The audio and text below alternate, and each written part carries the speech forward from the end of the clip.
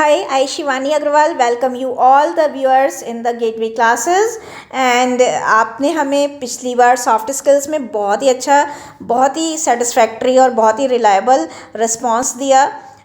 इसके साथ साथ आपका लगातार एक डिमांड आ रहा था कि एनवायरनमेंट में ईवीएस में आप वीडियोस बनाइए।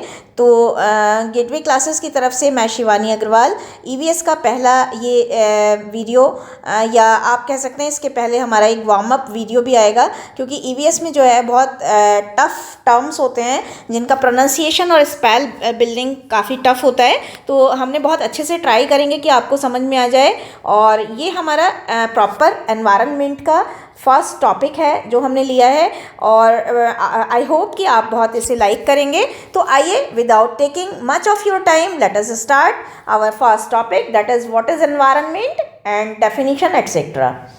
तो देखिए, अगर हम एनवायरनमेंट वर्ड की बात करें, that is derived from Latin word that is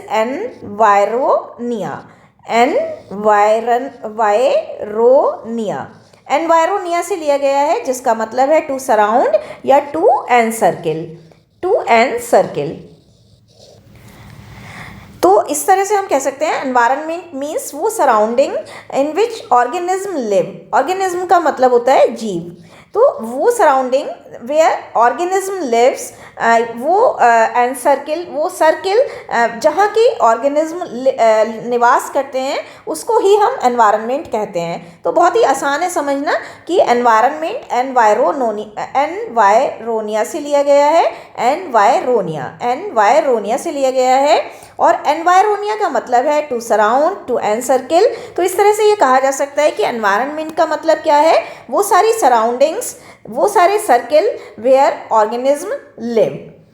अब अगर हम एनवायरनमेंट की बात करें तो एनवायरनमेंट रेफर करता है एबायोटिक और बायोटिक दोनों को। एबायोटिक का मतलब होता है फिजिकल या नॉन लिविंग, यानी कि जहाँ पर नॉन लिविंग यानी कि निर्जीव लोग निवास करते हैं, और बायोटिक का मतलब है जहाँ पर सजीव लोग निवास करते हैं। तो एबायोटिक में क्या क्या आता है, नॉन लिविंग में क्या क्या आता है, temperature, light, air, water etcetera, rock है ना, रॉक, माउंटेन, ये सारी चीज़ें जो हैं वो एबायोटिक यानी कि नॉन लिविंग का पार्ट हैं। अगर हम बात करें लिविंग की, तो लिविंग में क्या आता है, एनिमल्स आते हैं, प्लांट्स आते हैं, फंगी आता है ना, बैक्टीरिया, प्रोटेस्ट, ये सारी चीज़ें आती हैं, अमीबा है ना, प्लाज्मोडियम, ये सारी चीज़ें आती हैं।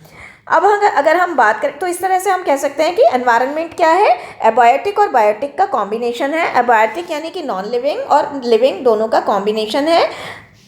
आगे चलते हैं। एनवायरनमेंट जो टर्म है that was coined first by Thomas Carlyle. Environment term जो है वो थॉमस कार्लाइल, जो कि 1795 से 1881 के बीच में रहे, जिनका बर्थ 1795 है और जिनकी डेथ जो है वो 1881 में हो गई थी। तो थॉमस कार्लाइल जो कि स्कॉटलैंड स्कॉटलैंड के लोलैंड में रहते थे। लोलैंड एक जगह का नाम है और स्कॉटलैंड तो आपको पता ही होगा।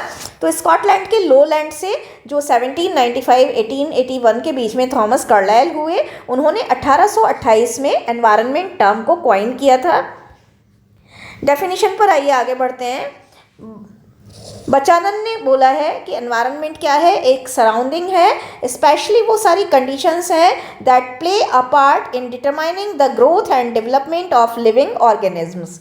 तो बचानन ने बोला है देखिए तीन चीज़ें हैं कि इन्होंने बोला है कि ये एक सराउंडिंग है ना।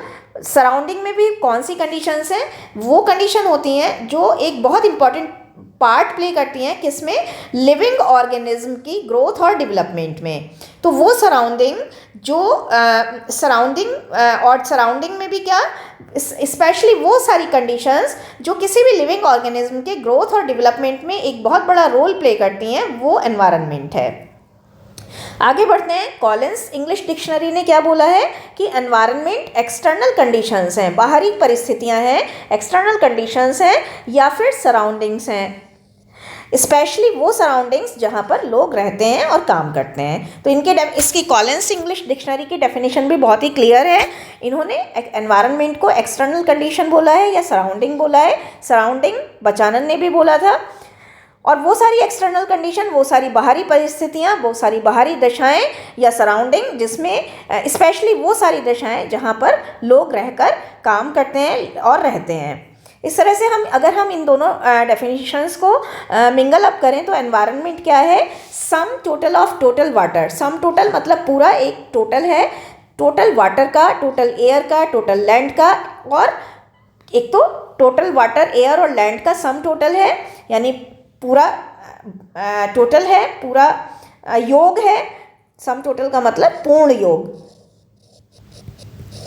तो पूर्ण योग किस किस का है, तो जितना भी इस यूनिवर्स पर वाटर, एयर और लैंड है उसका पूर्ण योग है। और इंटर रिलेशनशिप है अमंग दैमसेल्व्स, यानी कि किसमें इंटर रिलेशनशिप, वाटर, एयर और लैंड का इंटर रिलेशनशिप है। And also with the human beings, और इंटर रिलेशनशिप किसका, वाटर, एयर और लैंड का इंटर रिलेशनशिप, और वाटर, एयर और लैंड का ह्यूमन बीइंग से क्या इंटर रिलेशनशिप है, इसके बारे में जो पढ़ना है वो सारा एनवायरनमेंट है। अदर लिविंग ऑर्गेनिज्म, इसमें अदर लिविंग ऑर्गेनिज्म भी आते हैं और अदर प्रॉपर्टीज़ भी आती हैं, तो ये सारा जो है वो एनवायरनमेंट बनता है। तो एक बार फिर से देख लीजिए, इन दोनों डेफिनेशंस के बेसिस पर एनवायरनमेंट क्या है, इस पूरे यूनिवर्स पर जितना वाटर, एयर और लैंड है उसका पूर्ण योग, पूर्ण सम टोटल है।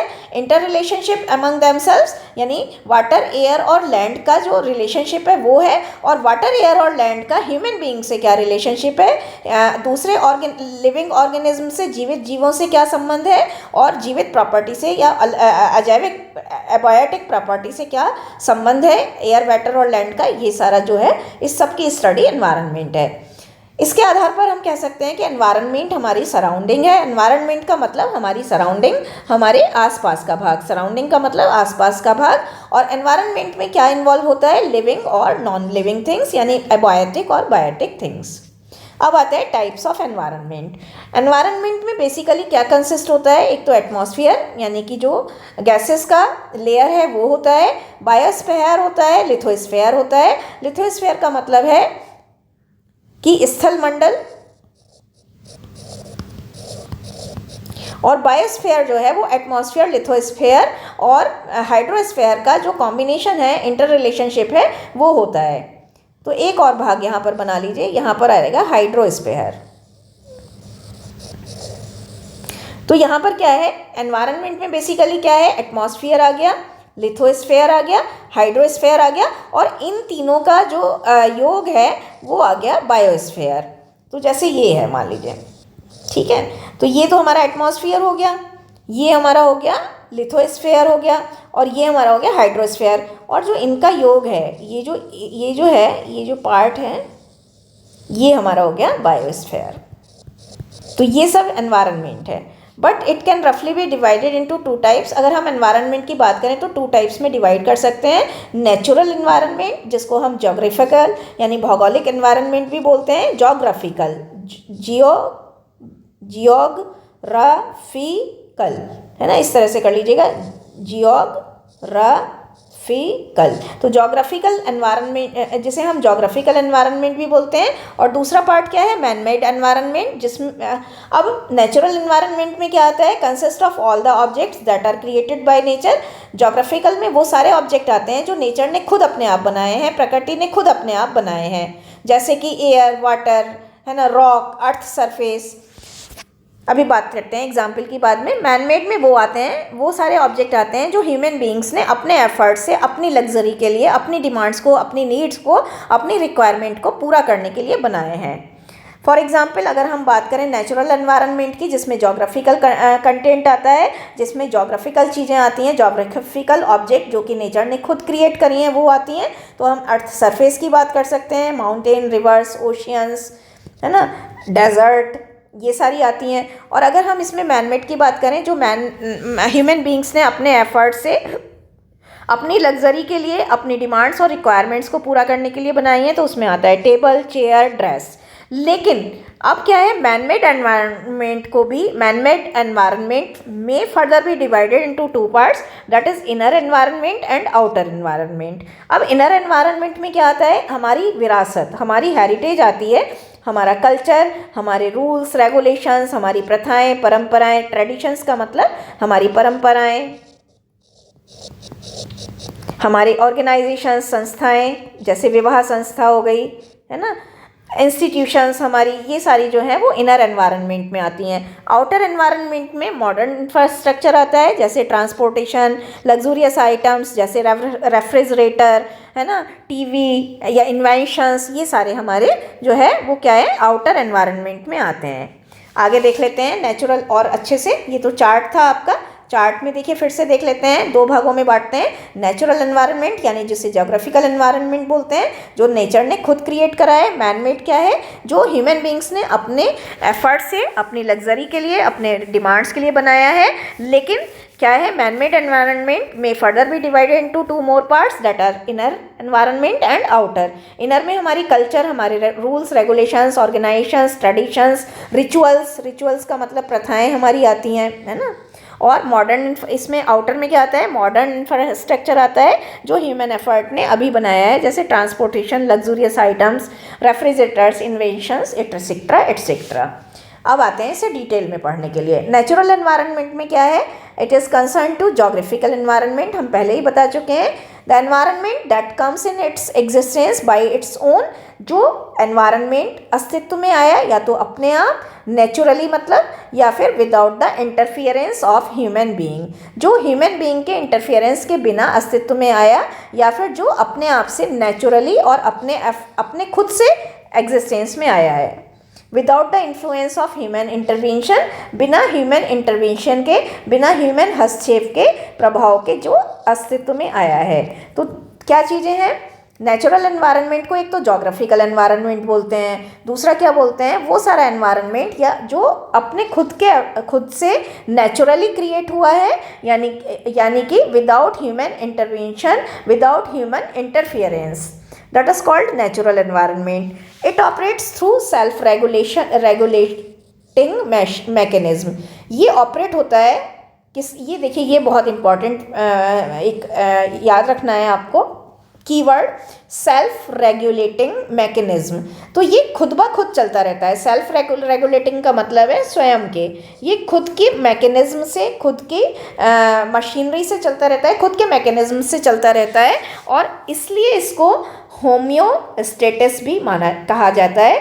होम्योस्टेटिस का मतलब है जो समस्थापक है, यानी कि जो खुद से चलता रहता है। तो आपको यहाँ एक तो होम्योस्टेटिस वर्ड याद रखना है, एक आपको ये याद रखना है कि नेचुरल एनवायरनमेंट की क्या विशेषता है। अगर मान लीजिए ये भी क्वेश्चन पूछा जाता है कि what is the characteristic of natural environment, तो आप यही लिखेंगे कि नेचुरल एनवायरनमेंट ऑपरेट होता है सेल्फ रेगुलेटिंग मशीनरी से, यानी खुद की उसकी अपना मैकेनिज्म होता है जो काम करता है, और इसी कारण से, क्योंकि सेल्फ रेगुलेटिंग मैकेनिज्म से ऑपरेट होता है, इसी कारण इसे होम्योस्टेटिस भी जाना जाता है। एग्जाम्पल्स इतने सारे हैं। एग्जाम्पल्स बनाने के लिए देखिए आप एक चीज़ ये भी याद कर सकते हैं, यहाँ पर एग्जाम्पल्स लिखें और यहाँ पर जो है ऐसे बॉक्स बना लें, ठीक है। तो इस तरह से भी आप यहाँ पर एग्जाम्पल दे सकते हैं, या फिर आप इस तरह से करके बना सकते हैं बहुत सारे, और यहाँ पर दे सकते हैं। तो इसके बहरहाल इसके जो एग्जाम्पल्स हैं वो हैं, ये मिटा देती हूँ, आपको कन्फ्यूज़न हो जाएगा।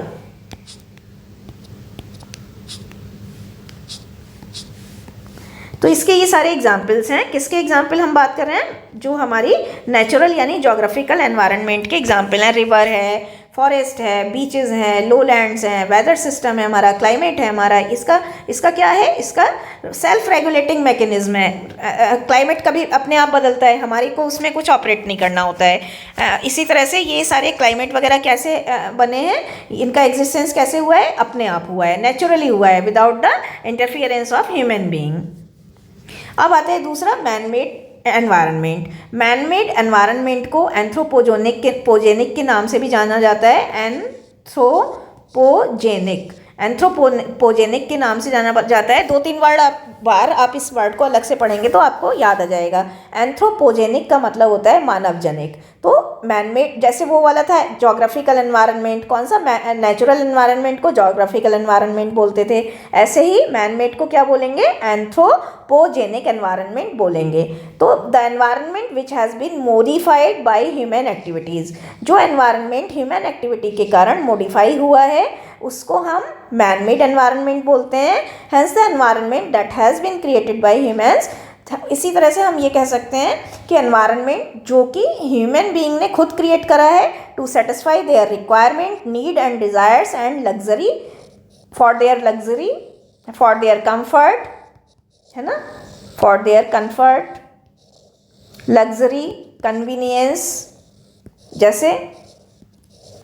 तो जिस एनवायरनमेंट को ह्यूमंस ने अपने एफर्ट्स से to satisfy their requirement, needs, desires, luxury, comfort, convenience create किया है, उस एनवायरनमेंट को हम मैन मेड एनवायरनमेंट बोलते हैं।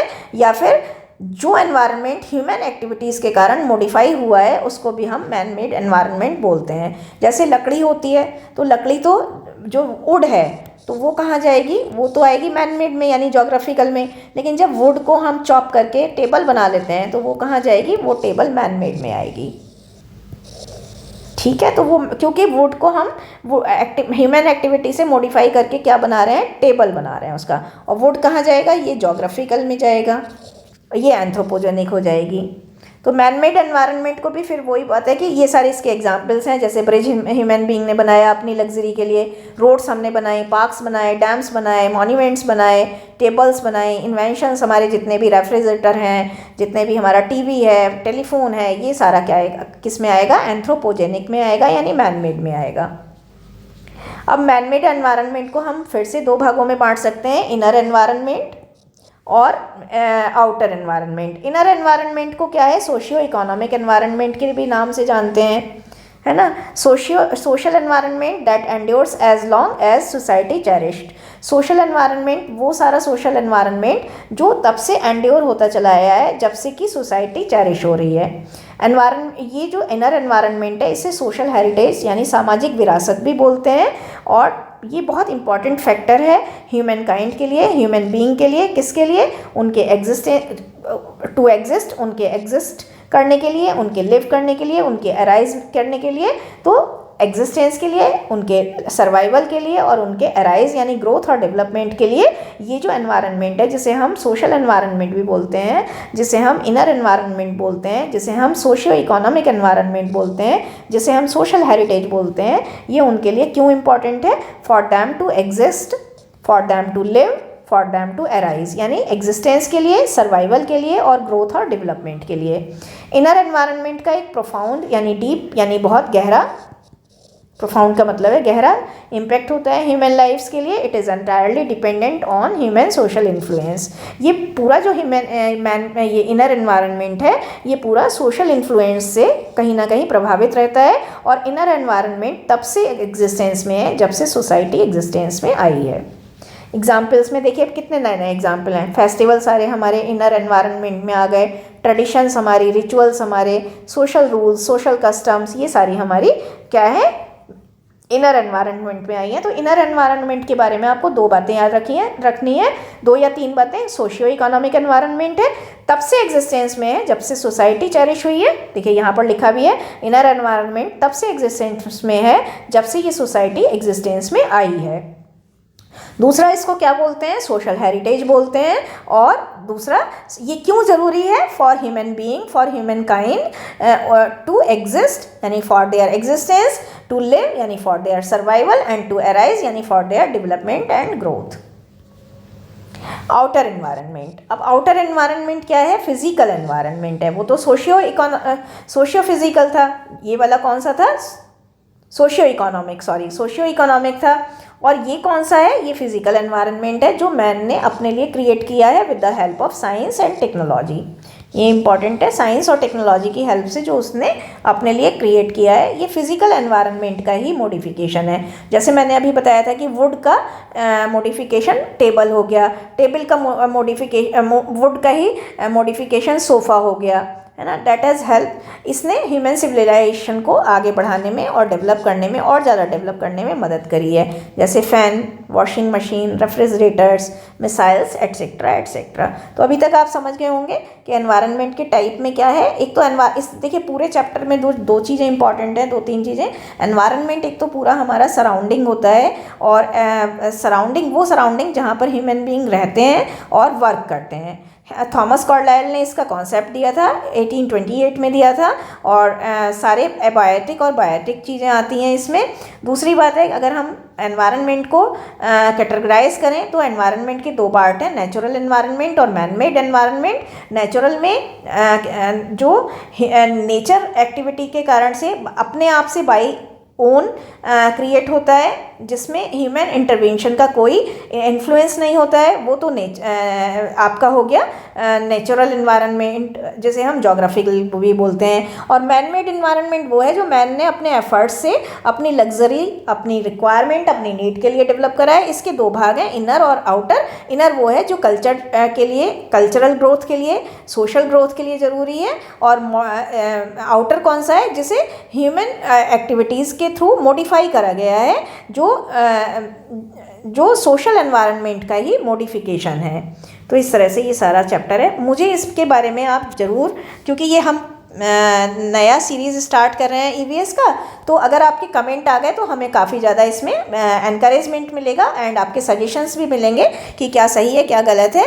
ये हैंड रिटन नोट्स बनाने का एक हमारा पर्पस ये है कि आपको लिखने का ढंग आ जाए, क्योंकि देखिए थियोरेटिकल सब्जेक्ट में जितना भी है वो ये पार्ट इंपॉर्टेंट होता है कि how we are just quoting our answer. अगर हम एक ही पैराग्राफ में सारा कुछ लिख देंगे तो बहुत ही ज़्यादा हैपहैज़र्ड हो जाता है और पढ़ने लायक नहीं रहता है। तो ऑटो रीड बनाने के लिए, जैसे रीडेबिलिटी इंक्रीज करने के लिए और ऑटो रीड बनाने के लिए ये ज़रूरी है कि how we are just presenting our answer. तो आप देख लीजिएगा कि मैंने कैसे बनाया है। और आपके अगर कुछ चार्ट्स हों, अब जैसे देखिए अगर हम ये वाला जो है the term environment was coined first by यहाँ लिखते जाते तो कोई उसे हो सकता है इग्नोर भी कर देता है, लेकिन अब हमने इसे इस तरह से लिखा है तो ये दूर से ही दिखाई दे जाएगा और आपको अच्छे मार्क्स मिल जाएंगे।